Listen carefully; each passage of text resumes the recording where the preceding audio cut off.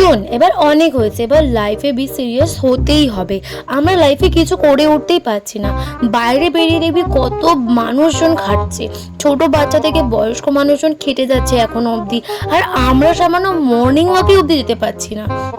ভাবা যায় আমরা সেটা কিরকম পরিমাণে কুড়ে হয়ে যাচ্ছি। বি মোটিভেটেড কর নিজেকে।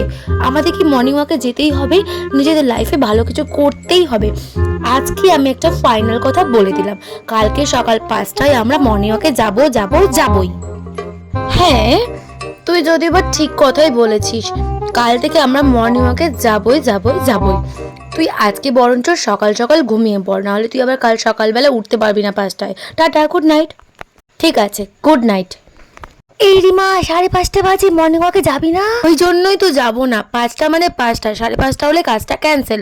আমি আবার এক কথার মানুষ আছি, যেদিনকে কথার দাম রাখবো সেদিনকেই মর্নিং ওয়াকে যাবো।